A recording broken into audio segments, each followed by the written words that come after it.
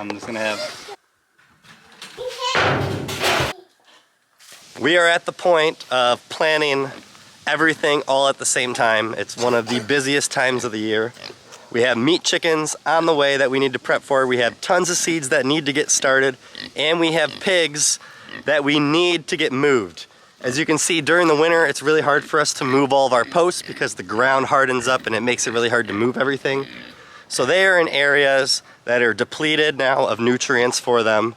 So now what we need to do is find new areas for them in our woods, and hopefully that will go well.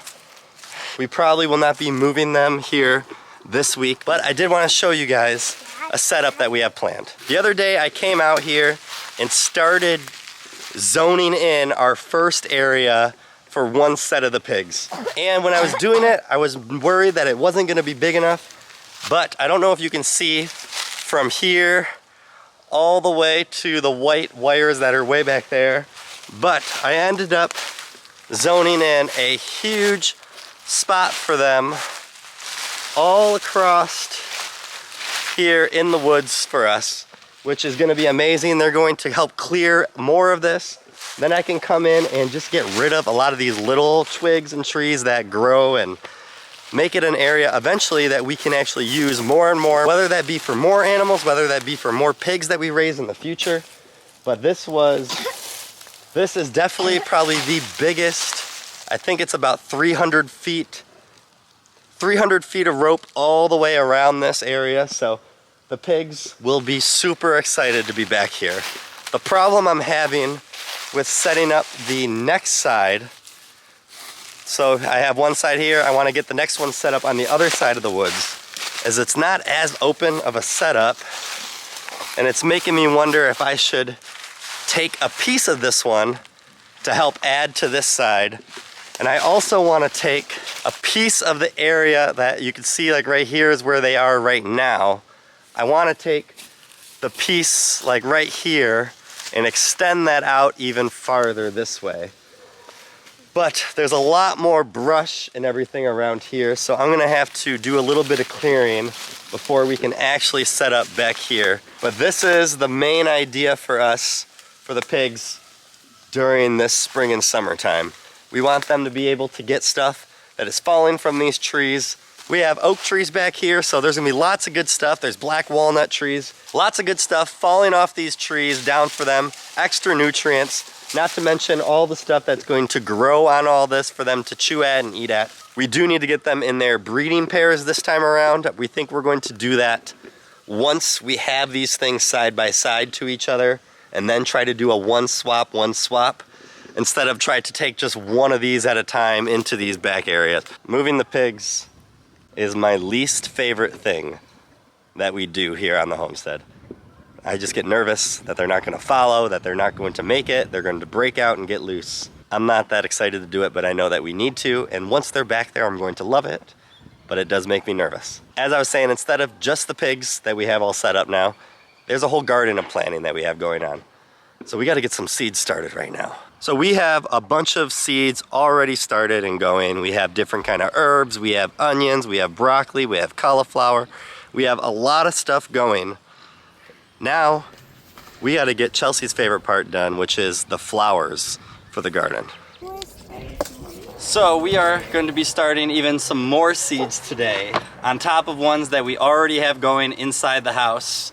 We have onions, we have a lot of herbs going in the house. We started some broccoli and cauliflower. Now, instead of it just being all food items, we're gonna get a lot of our flowers started today, and maybe a few of our peppers going, because we're still waiting for our tomatoes to come in the mail so that we have some more seeds to do for that. Thanks to Vego Garden today, though, we have these new seedling trays that we are going to be starting these seeds in. As you can see, there is a lot of options here and a lot of openings for us to start a ton of seeds. So there's something really cool about what this seedling tray does, which we're going to show you guys as we start these seeds.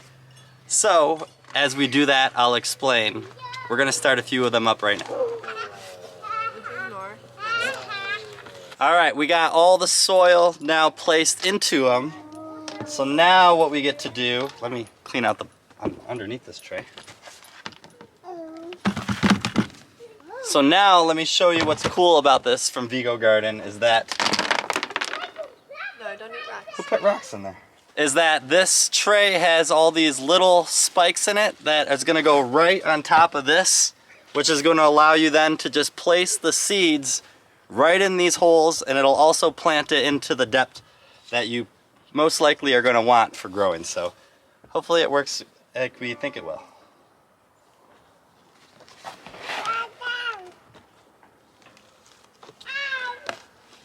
All right, now we're going to drop the seeds in. Mom, look, there's a brick I found. Calendula, something like that? I think. We finished planting. First, we take our finger.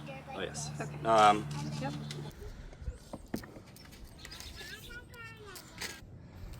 One row of lavender, right? And then I did 3. I wish we would have got a good shot of it to show you guys the depth that they actually went in, because it did go in just like just enough, not too far in. There was a problem, which I could show better now on this thing, is that these rows are not symmetrical where they're just straight down.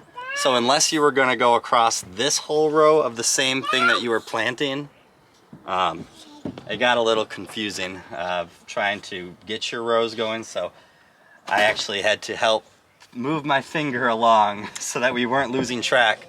But anyone who's grown seeds before, I'm sure that you've had the same problem where sometimes you don't know exactly what's growing in one of the spots because seeds are so tiny. But Yeah, it'd be great for if you're growing the same variety of something and you want a huge tray. So if you're doing like all a certain variety of tomatoes or all the same flower, I think that would be beneficial rather than doing it an assortment, kind of how we did. there was 76 little seedling holes, 76 spots to plant seeds in for this tray. It has another little feature which we'll show you later on in another video once these start to need to get transplanted, which was really cool about this tray and the reason why this is the specific one that we wanted from Vego Garden. Overall though, we believe that this is going to work out really nice. So now we get the next step of getting it under the grow lights and hopefully into the garden. Hopefully it all germinates perfect and we'll be able to transplant them to bigger and transplant them into the ground. Our Chelsea's favorite part of the garden, which is all the flowers. So hopefully it all works out and that this tray doesn't fail us. This it's a bottom waterer, right? So you can fill this tray with water and Yes. then it can water, so you don't have to water from up top. And it does have a tray. I don't know if you could hear exactly, but a watering tray for underneath, and it has the little holes all throughout underneath this thing, which you won't be able to see maybe that well, Don't eat. so that you don't have to water from the top.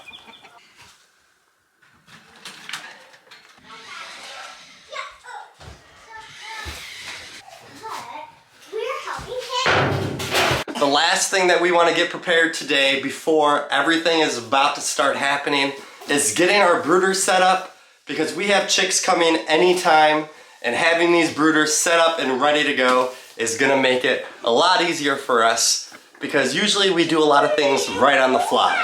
So we got 2 brooders to fill up.